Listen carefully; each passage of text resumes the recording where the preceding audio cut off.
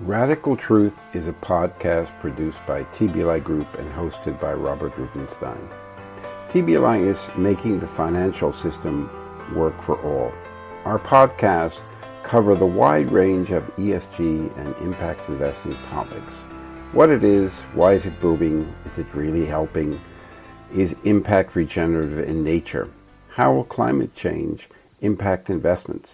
There will be regular interviews with thought leaders, some known, some not known, but all brilliant, and we will have engaging conversations with all of them. Can we create an economy based upon well-being? Let's make the financial system work for all. This is Radical Truth.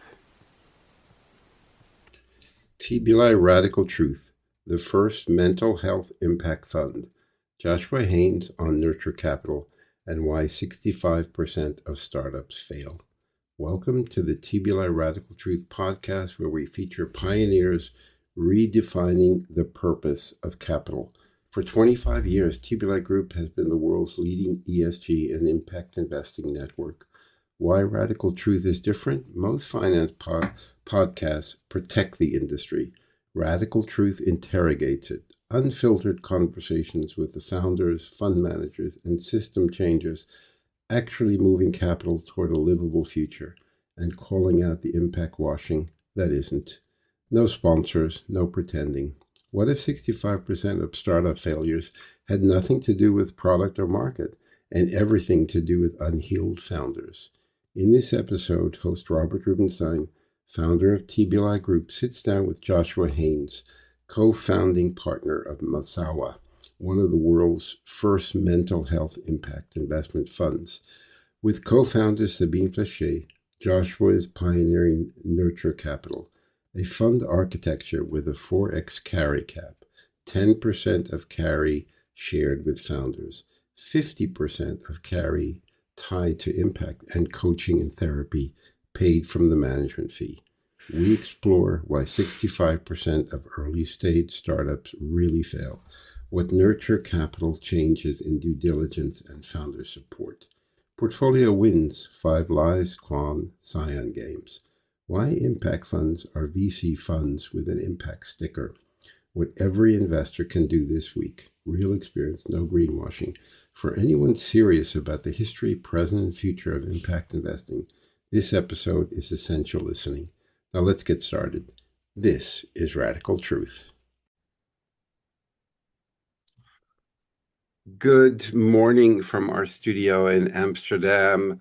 I'm thrilled today to have one of the people that I bug the most, Joshua Haynes, one of the managing partners and founders of Masawa. For those of you who are listening or watching on YouTube and are not familiar with Joshua or Masawa, tell us your story, your journey, your big purpose. What is Masawa? What are you trying to do? Because it seems you've taken on a major challenge. Thanks, Robert, for having me on. It's a pleasure to be here and not just only receive your great WhatsApp messages.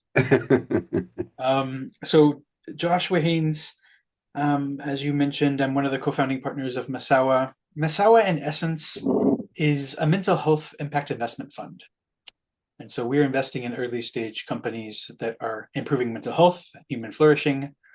And we're not only investing in mental health, we're investing via a mental health lens called Nurture Capital, which I'll come to in a second. And so how did we get here? How did someone think about creating an impact fund around mental health? Sure, when you think about it, oh yes, that we definitely need that. But what does that actually mean in terms of the deal flow, the investors, the systems change that we want to enable, right. and why? Well, of course, it starts with our own story. I'm from the US originally. I've been very fortunate to live in many countries and work all over the world, both in my career as a technology and software developer. I built big B2B SaaS systems in places like Commerzbank in Frankfurt, Germany, or at ING in Amsterdam, next to you. Oh, wow. Yeah. So some clearinghouse software I built back in my 20s. But then I also felt this urge to give back and to do more in the world than just build software, which is sure important. So I spent a number of years in emerging markets. I was a Peace Corps volunteer in Morocco for 2 years, where I built software and helped women weavers market their products. That was a very exciting experience. But also spent considerable time in Niger, Haiti, some time in Bangladesh, Mozambique, How and long were Kenya. you in Haiti? How long were you in Haiti? So I've been to Haiti many times. I actually was in the earthquake in Haiti and survived. Wow. You never bumped Um, into a guy named Adi Beitler? Adi Beitler, no, Okay. I I Oh, haven't. okay. Um, but Haiti is, of course, a very interesting part of my story. It's an interesting story in general. But I was always looking at what's the power of technology for whether it be quote unquote poverty alleviation, whatever that means, independence, democracy, um, and then transitioned into the Obama administration, where I was at USAID for 7 years, managing a large social impact portfolio. So my remit was to look at the use of technology and things like internet freedom and internet governance. How do people in tough places stay safe and secure online? But also got to invest in or create projects around building the first tech incubator in Cambodia, for example, and saw, although I had a large budget of a large portfolio, I there instinctively felt that only giving grants really wasn't the way that we were going to solve any of these issues. We needed to crowd in other actors and the for-profit sector specifically, and was able to successfully do that. And then um, in 2017, my husband and I decided that we wanted to raise our kids in Europe. I had studied as an exchange student in Germany.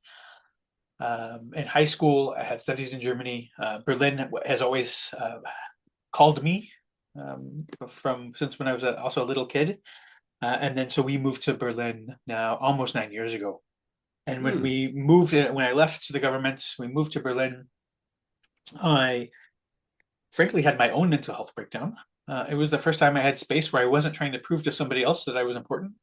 That I wasn't trying to innovate somehow or break against the system. And then when I did some deep digging as to why I was kind of having these existential crises, it was because I had never dealt with my own childhood trauma. Like a lot of Mhm. people, right? I had a tough childhood. I was raised by a single alcoholic mom on welfare. And although I was good in school academically and had incredible support from teachers, and was able to get good scholarships, to get out of that proverbial catch-22 that is poverty in the United States, I didn't deal with the depression, the eating issues that I had, Where anxiety, did you grow up? What city? primarily in Roswell, New Mexico. Oh, wow.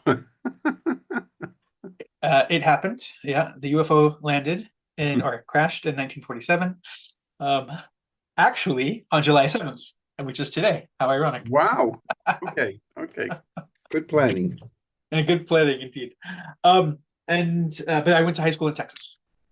And so, but when I was in my at that point mid 30s, and sure, I was able to. I had resources. I was able to get the help I needed, a lot through food, to do with, and I, when I started looking around and I realized, wait, everybody I know is directly or indirectly affected by mental health. Right? I looked at all of my friends whose parents were still alive, and a lot of them had dementia or Alzheimer, and they were dealing with that. Um, I looked at a number of not only in my family but in others' families, kids with neurodiversity. What does that mean in terms of the school system? And parents who aren't neurodiverse, what does that mean? Um, a number of people I knew had siblings or best friends who had died by suicide, and really saw, of course, burnout and all these other issues. This is right after as we're coming out of COVID, and felt compelled. This really compuncture to do something about this and get capital to these technologies that were being created, that are or already existed, or technologies that were bringing mental health orthogonally into different systems, because it was very clear that the public healthcare system isn't able to, even in Western European countries like those we live in, can't address the situation, and so the private sector is coming in to fill that